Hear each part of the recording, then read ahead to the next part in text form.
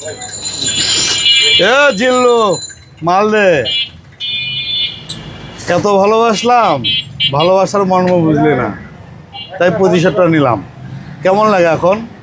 দে মুন্না খান দা bro বহুত কিন্তু চেতাইছিলেন আমারে, এবং আপনার অফিসে বসে যতগুলো ভিডিও আমার নামে বদনাম করা হয়েছে। আজকে কি আপনি জ্ঞান হারাইছেন কেন?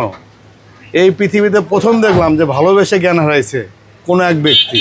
আপনি ভাই সেই নাটকটাও তো ঠিক করতে পারতেছেন না। আপনার অ্যাডমিন চিল্লাচ্ছে, আপনি জোর করে চোখ বন্ধ করে আছেন।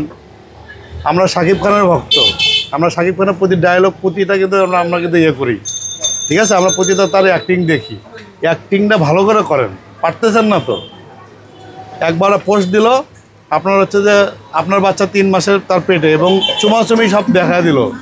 আপনি এসে তারা গালাইলেন, গালানোর পরে বলতেছেন যে আপনি নেপালে ছিলেন, বিশ্ব ভালোবাসা দিবসে চকলেট দিলেন, কই গেল ভাই? এবং আপনার জন্য যে পরিমাণ আমার ক্ষতি হয়েছে আপনি কল্পনাও করতে পারবেন না। এবং আজকে আপনারা মজা নিচ্ছেন আমার সাথে। বাংলাদেশে আপনি মানে ইনবক্স দেখাতে পারবো না, 30,000 শুধু SMS আসছে যে আপনি হ্যাঁ আজকে হলুদ সাংবাদিকের জাহাজটা আপনাদের দেখাই দিলাম। এখনও সে এই মহিলা মানে এখনও মহিলা হচ্ছে যে হাসপাতালে যে নাটক করতেছে আমাকে বিয়ে করেনি। আমাকে বিয়ে করছে না করছে, আসেন 10 তারিখে কোর্টে আসেন, এই মরা নাটক করেন। আপনার নামে তো ওয়ারেন্ট হয়েছে, আপনি হাসপাতালে ভর্তি থাকেন কেন? বাসায় আছেন, ঠিক আছে?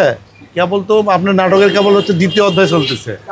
প্রথম অধ্যায় যেগুলো দেখছেন, আপনাকে একটা কথা বলি, শাকিব খান যেহেতু এটা দেখাইছে আমি এটা দেখাইলাম। হ্যাঁ, শাকিব খানের একটা ডায়লগ ভালো লাগছে। উনি বলছিল যে তোকে ভালোবাসতে আমার লাগছে 1 মিনিট, আর তোকে ভুলে যেতে লাগবে আমার 99 সেকেন্ড। আমার কথা হচ্ছে যে তুই আমার সাথে প্রতিশোধ নিবি কেন?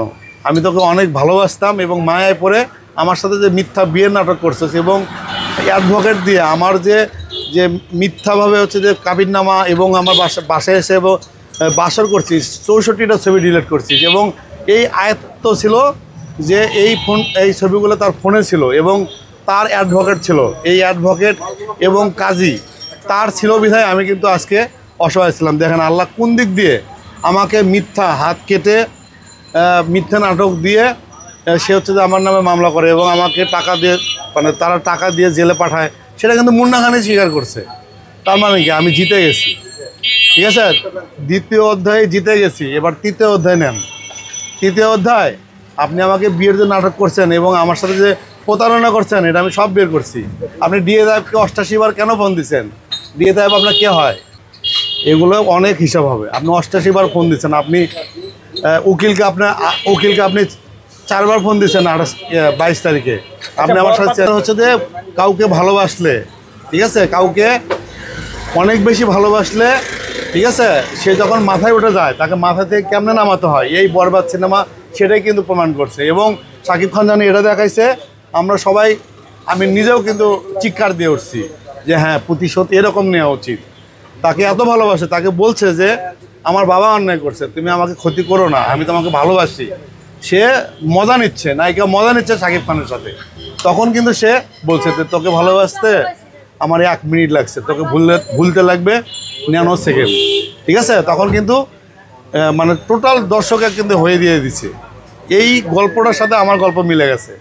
আমি এগুলো না, গান হচ্ছে যে টোটালি সব গানই ভালো লাগছে, শুধু আমার ইমরান আর হচ্ছে যে কোনালের গানটা ভালো লাগেনি, গানটা হয়নি, ঠিক আছে? তারপরেও একটা জায়গা থেকে শুনছি যে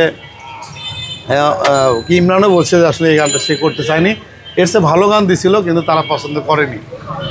এই হচ্ছে যে বরবাদের সিকোয়েন্স চলতেছে এবং সবাই অসুস্থ, ঠিক আছে?